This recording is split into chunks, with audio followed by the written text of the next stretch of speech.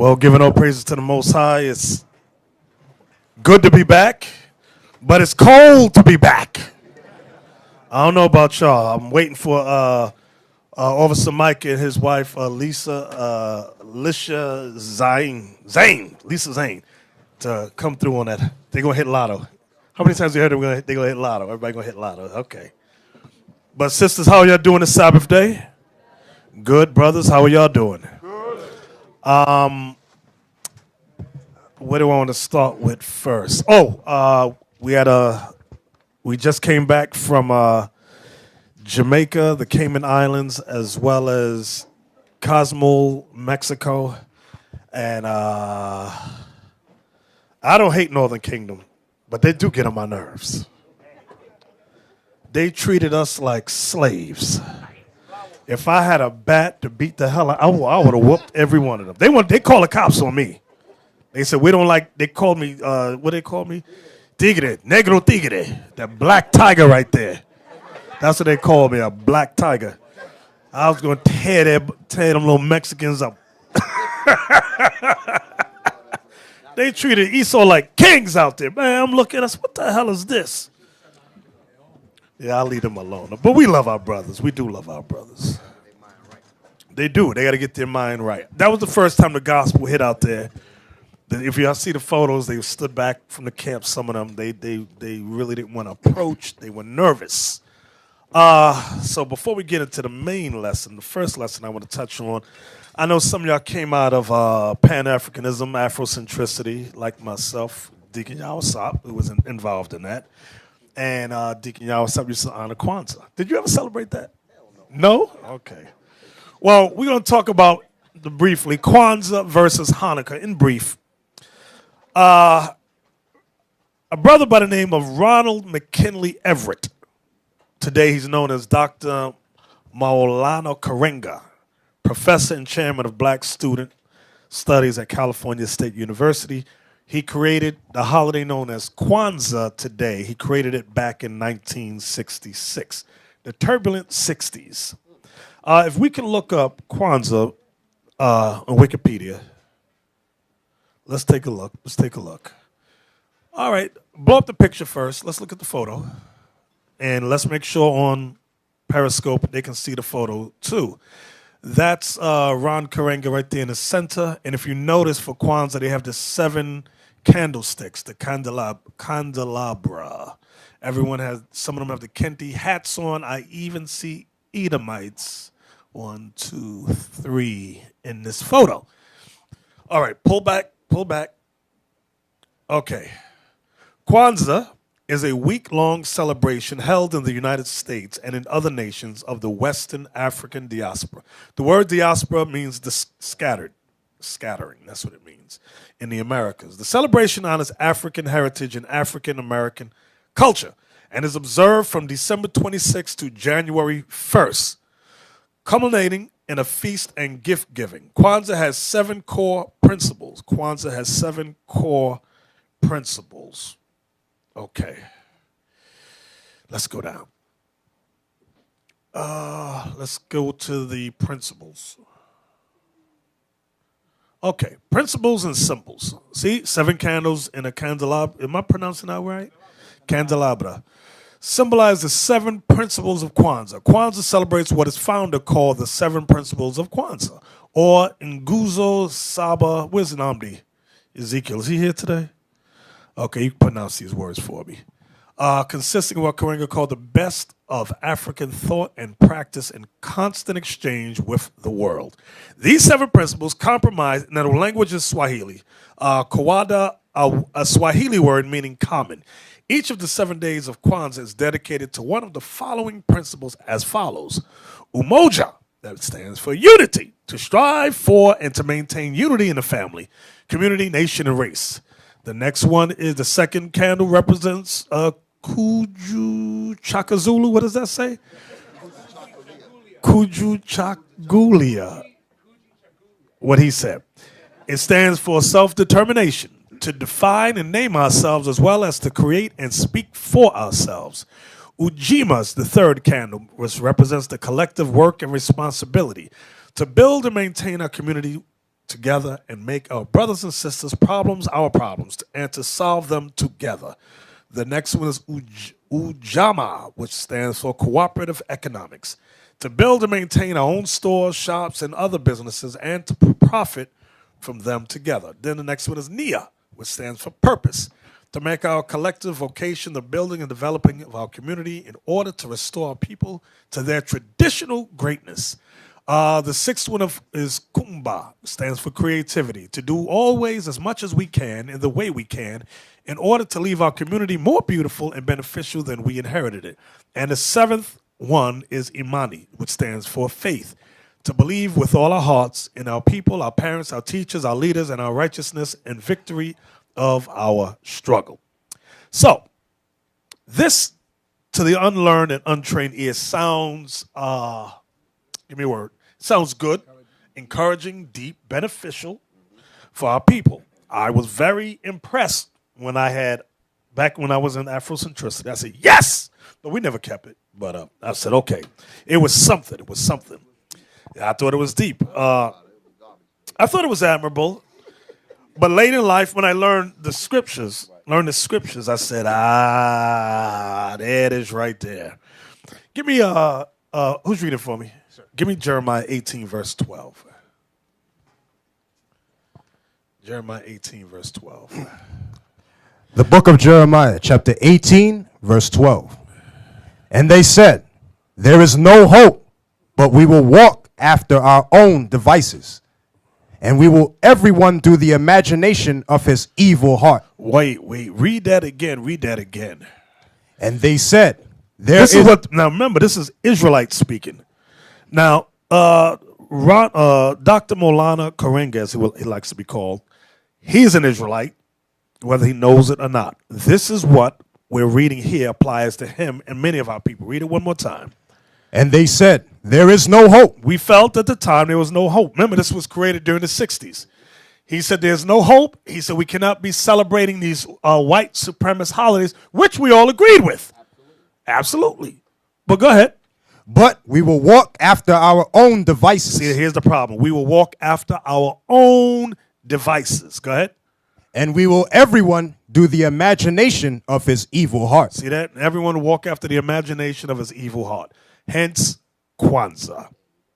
It sounds very, help me out, empowering. It sounds very self-empowering. However, it's from the devices of a man's own heart. Watch this. Give me Sirach in the Apocrypha, chapter 5, and let's start at verse 2. Sirach, chapter 5, and verse 2. Now, I know the brother meant well. He meant well. However, the problem is it goes outside of God's plan for our people. Sirach, chapter 5, let's read 2 through 4. The book of Sirach, chapter 5, verse 2. Listen good. Follow not thine own mind and thy strength to walk in the ways of thy heart. That is the number one problem with blacks and Latinos. We love to follow our own mind. Esau has taught us to be individuals. As individuals, we cannot work collectively as a race, as a unit, as a nation. Esau works together. So although this Kwanzaa is a man-made holiday, he's creating it to try to get us to work together. However, it's based upon his own individualism, his own individual ideas. Read it again. Follow not thine own mind and thy strength to walk in the ways of thy heart. Go ahead. And say not, who shall control me for my works? And say not, who shall control me for my works? I want you all to remember there is a God who does tend to get angry with our people for doing foolishly. Go ahead. For the Lord will surely revenge thy pride. See that? For the Lord will surely revenge thy pride. Come on. Say not, I have sinned. And what harm hath happened unto me? You ever notice with black people, we do evil things. This ain't nothing happened to me. I'm good. The Lord ain't do nothing to me. That's our problem. Go ahead. For the Lord is long-suffering. He will in no wise let thee go. See that? He will in no wise let thee go. Go back to Kwanzaa. Go back. I want to show you something. So meaning there's a judgment for us doing that. Now you may ask, why does the Lord judge us? The white man has done the same thing, but the white man was not given God's laws. We were. That's why he says in Amos, I will judge you. Click his name. Go back up to the top. Just click his name. Down, down, down, down. Right there. Click it. Say it on the mic. No, okay. Go down. So that's heavy what the bishop just said, that although we went from one madness to the next, and you might say, well, dealing with Esau stuff is just as bad and dealing with this Kwanzaa thing just as bad. So, you know, Esau, like you said, Esau was not given God's laws. We were, which means we have a responsibility. That's what I'm, when I think about the statement that you just said, it's making the point that we have a responsibility. We are not like other people. The Most High gave us his laws. Everybody else could be lawless because they were not given the laws. We were. And because we were given the law, we have to conduct ourselves differently. We cannot measure our actions. We cannot measure our lives by the lives of others because they were not given the laws. We were. The Most High is not going to hold them guilty in terms of keeping God's law because they weren't given to them. We were. We're responsible for keeping these laws. Exactly. So we just read in Sirach 5, say not I have sinned, and what harm hath happened unto me. For the Lord is long-suffering, and he will in no wise let thee go. Pan down. Right there. See where it says conviction for assault and false imprisonment. Now, let me just preface it by saying, I'm not saying that this is true at all, but this is what happened. It was in the news. Whether it's true or false, it was in the news. It says in 1971, Karenga was sentenced to 1 to 10 years in prison on counts of felonious assault and false imprisonment. One of the victims gave testimony of how Karenga and other men tortured her and another woman. The woman described having been stripped and beaten with an electrical cord. Karenga's estranged wife, Brenda Lorraine Karenga, testified that she sat on the other woman's stomach while another man forced water into her mouth through a hose. May 14, 1971 article. So if anyone doubts, you can find it here. Article in the Los Angeles Times described the testimony of one of the women. Deborah Jones, who once was given the Swahili title of an African queen, said she and Gail Davis were whipped with an electrical cord and beaten with a karate baton after being ordered to remove their clothes. She testified that a hot soldering iron was placed in Miss Davis' mouth and placed against Miss Davis' face, and that one of her own big toes was tightened in a vice. Karenga, head of forgot the acronym it stands for, also put detergent and running hoses in their mouths, she said. They also were hit on the heads with toasters. Jones and Brenda Karenga testified that Karenga believed the women were conspiring to poison him, which Davis has attributed to a combination of ongoing police pressure and his own drug abuse. Karenga denied any involvement in the torture and argued that the prosecution was political in nature. He was imprisoned at the California Men's Colony, where he studied and wrote on feminism. Now, let's say, hypothetically, let's say there was a conspiracy against him. You still had his wife testify to certain things, and the other women testified to certain things that was done. So that's what made you go, okay.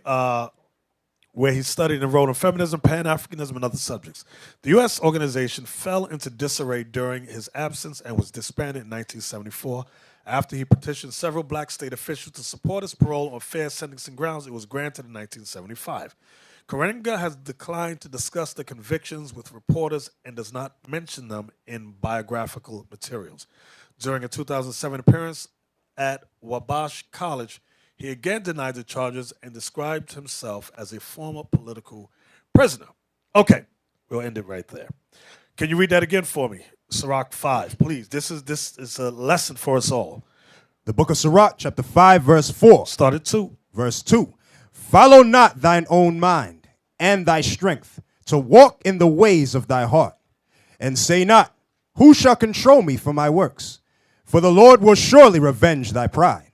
Say not, I have sinned, and what harm hath happened unto me?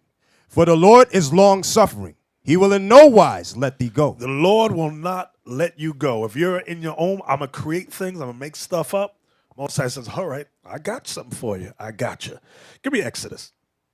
So, the 7-branch candelabra is plagiarized. It's basic plagiarism. Where do you get it from? The Bible. Watch this. Exodus 25, let's start at verse 31. So those of you who may have or may still be practicing Kwanzaa, stop it. It's not of God. It is not of the Lord. It is man-made. It is plagiarized from the holy scriptures of our ancestors, the Israelites. Exodus 25, verse 31. Let's start there. The book of Exodus, chapter 25, verse 31. And thou shalt make a candlestick of pure gold. Of beaten work shall the candlestick be made. His shaft and his branches, his bowls, his knops, and his flowers shall be of the same. And 6 branches shall come out of the sides of it. So you had one large shaft. It says, and out of the sides of the shaft, what would happen? And 6 branches shall come out of the sides of it. So 3 came out of one side, 3 came out of the other. Go ahead. 3 branches of the candlestick out of one side, and 3 branches of the candlestick out of the other side. 3 bowls made like unto almonds, with a knot and a flower in one branch, and 3 bowls made like almonds in the other branch, with a knot and a flower. So the 6 branches that come out of the candlestick. And in the candlestick shall be 4 bowls made like unto almonds, with their knops and their flowers. So they were very heavily designed. Go ahead. And there shall be a knot under 2 branches of the same, and a knot under 2 branches of the same, and a knot under 2 branches of the same, according to the 6 branches that proceed out of the candlestick. Their knops and their branches shall be of the same. All it shall be beaten work of pure gold. And thou shalt make the 7 lamps thereof, and they shall light the lamps thereof, that they may give light over against it. And the tongs thereof, and the Snuff dishes. snuff dishes thereof shall be of pure gold. The snuff dishes, how they put it out, how they put the fire out. Go ahead. Of a talent of pure gold shall he make it, with all these vessels. And look that thou make them after their pattern, which was showed thee in the mount. The mount was when Moses went up, God showed Moses the design of what he wanted it to look like. So Moses had to get artificers to design it exactly the way the Most High described it to him. Give me 1 Maccabees chapter 1. All I want is verse 21. So we are not to follow the Kemetic community in the celebration of the Swahili man-made custom called Kwanzaa. We are to celebrate Hanukkah. Hanukkah is a Hebrew word for dedication. That's what it means. Hanukkah is a Hebrew word that means dedication, and we're going to show you that further. Read that. 1 Maccabees chapter 1, verse 21. And entered proudly into the sanctuary, and took away the golden altar and the candlestick of light. So the candlestick of light is what we just read in the book of Exodus chapter 25. The candlestick of light was huge. Abiel, can you show me a picture of the Ark of Triumph when Rome came in? I want to show you the size of it. Okay, I want y'all to get a visual. Many times people think we made the design of the 7-branch menorah. No, we didn't. God said there were 7 branches. 1 main shaft, 3 branches came out of one side, 3 out of the other. Well, what about the 9? There's no such thing as a 9-branch menorah in the scriptures. No such thing as an 8-branch. There's always 7. Stop listening to the white man. You got it for me? Right there. You see them carrying it out there? Look how big that thing was. It was made of pure gold. That was the description that we're reading. You see the knops? Knops is those big the designs, like round designs they got there. That's what Exodus 25 was talking about. So Rome stole all this from us, and that stuff was pure gold. Okay? So this is where the candelabra got its foundation from. Okay?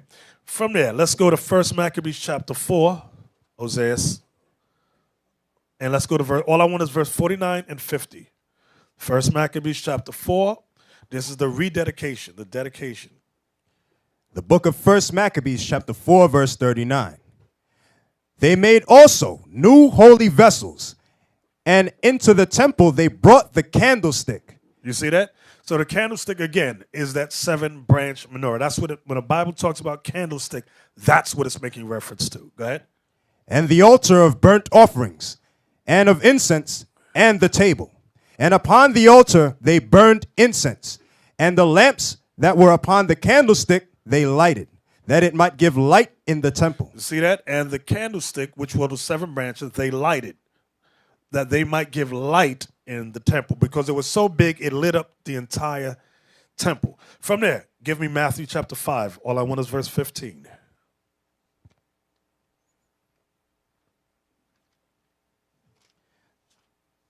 The book of Matthew, chapter 5, verse 15. Neither do men light a candle and put it under a bushel, but upon a candlestick, that it giveth light unto all that are in the house. Again, many times we got our Western American frame of thought. We keep thinking a little candle. This is talking about the 7-branch menorah. Christ ain't talking about what you buy from the bodega, a little candle. He's talking about the menorah.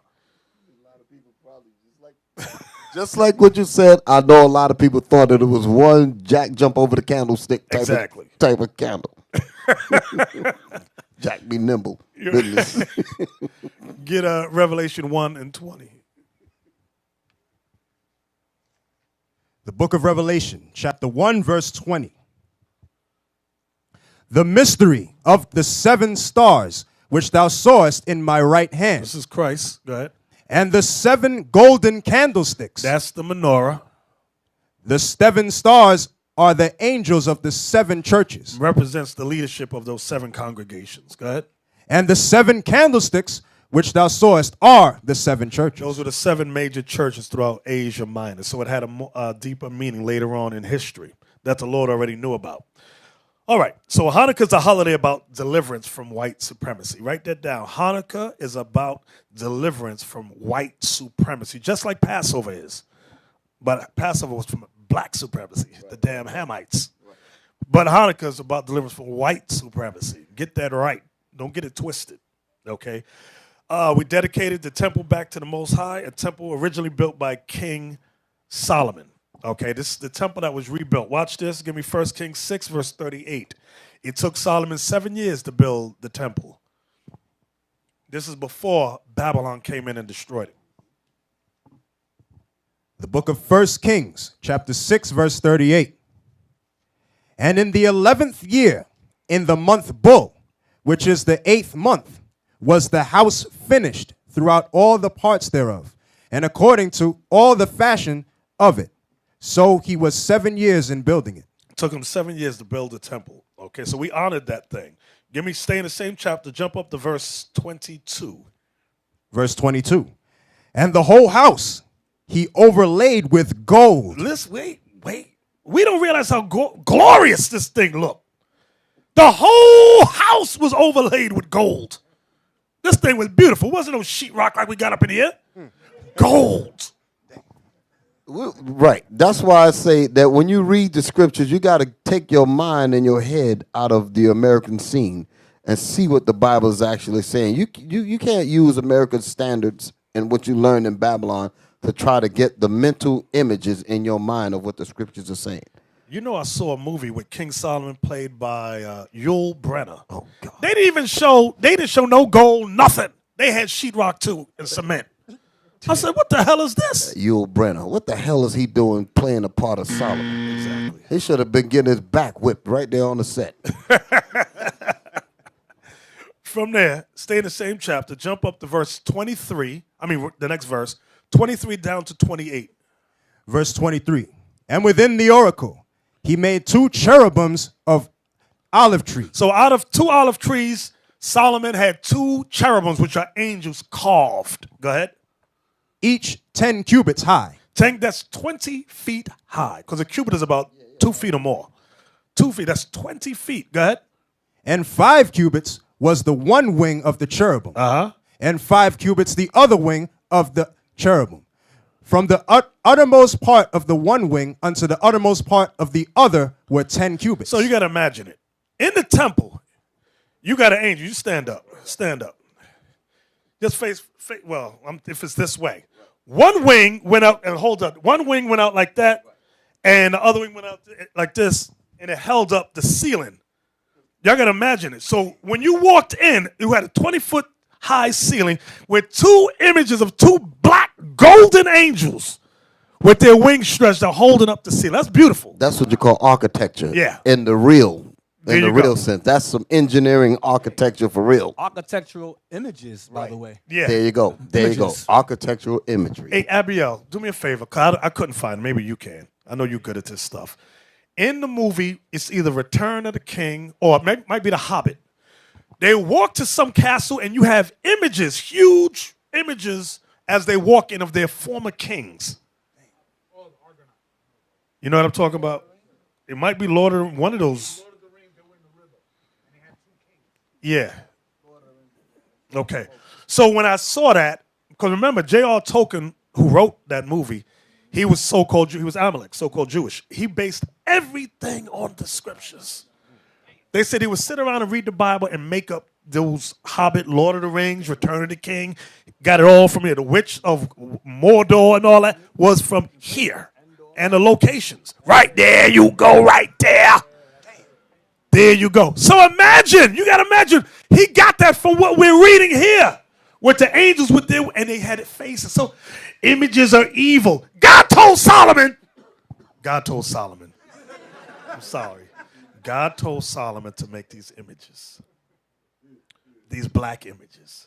Stop listening to these undercover Edomites, because that's what I'm going to start calling these people. Yeah, see, right. Look at the 3 ships at the bottom. Look how huge them things was. That's contrast. That's the established scale, so you can understand how big those things are. Exactly. So, in the temple was beautiful. It's hard. We got to try to sit down and draw that thing. It's just hard. You got to, because we stuck on Negro. Just try to imagine that stuff for our people. Go ahead. Thor, the first one, when it shows the castle was gold. Let me get that image real quick. I think it shows it. Give an example. Just give an example. That thing is bad. That's pure gold. So that's the temple. Imagine the temple is better than that, of course. And you see the big, is that statues on the side there? On the left? That's an example. Now Esau, of course, takes our imagery and makes it his own, but that's an idea of what you can get regarding the temple and how it was built and told to be built. Exactly. The floating city, right. I see that floating city, yes. Ozias, what verse did you leave off at? I was at the end of verse 24. Okay, we're reading down to 28. Okay. Verse 25. And the other cherubim was 10 cubits. Both cherubims were of one measure and one size. The height of the one cherub was 10 cubits. So was it of the other cherub. And he set the cherubims within the inner house.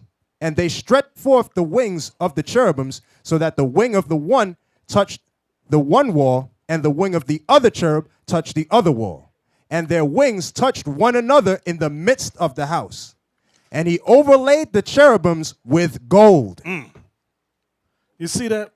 So it was beautiful, bro. I can't imagine this thing. So now this temple is what the Babylonians destroyed around the year 586 BC under Nebuchadnezzar. We rebuilt it under our forefather named Zerubbabel. Okay? Under Zerubbabel, you had Nehemiah, Ezra around 539. This was 23 years later.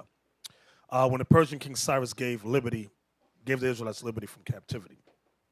So we rebuilt it, but it didn't look as glorious when you read the book of Haggai. It said it did not look as good. Then the Greeks came in and defiled it in 166 BC under Antiochus Epiphanes. I believe it was the 4th or the 3rd. 4th? You know, I was getting them mixed up. Then it was rededicated 2 years later in 164 BC by the Maccabees. Give me John 10:22. So when they rededicated the temple in 164 under Judah Maccabees and his brethren, years later, our Savior, the King, honored that day. Come on. The book of John, chapter 10, verse 22. And it was at Jerusalem, the feast of the dedication, and it was winter. Y'all see that? So let me ask a question out here. How many winter holidays do we have? How many winter holidays do we have? Raise your hand. Don't everybody raise it at once. Okay, I see 3 hands, 4. Let me hear this young man right here in the front. State your name. Shalom. Shalom. Brother Zephaniah. Zephaniah. Oh, 3. Wait. Just stop. I need y'all to help these brothers with names. Everybody's hearing other brothers' names taking the same name. I think he's the 5th Zephaniah now. More than that, right? Y'all read the book of Chronicles. You get all names in there. I'm sorry. Zephaniah, what'd you say? There's 3. The Feast of Dedication, Feast of Purim, and the Destruction of Nicanor. Very good. Very good. Very good. You know why I said good? Because I forgot Nicanor. I wasn't thinking about that. Very good. You're right. You absolutely right. All praises to the Most High. He been in the beginner's class?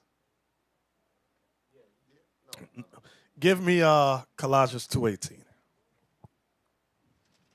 The book of Colossians, chapter 2, verse 18. Let no man beguile you of your reward in voluntary humility and worshiping of angels. When it says in worshiping of angels, going into messengers, men, that's what it's talking about.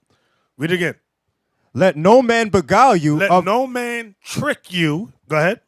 Of your reward In a voluntary humility. In voluntary humility, you're humbling yourself to something some man made. Go ahead. And worshiping of angels. Worshiping man-made doctrines. Was that it? No. Intruding into those things which ye have not seen. Intruding into those things which ye have not seen. Because men like to say, I had a vision or a dream from God, and God showed me that this is what we should do. No. So Kwanzaa has nothing to do with the Most High. He gave us Hanukkah, which is the Feast of Dedication. Hanukkah is based on history. It's not based on somebody I had a dream theory.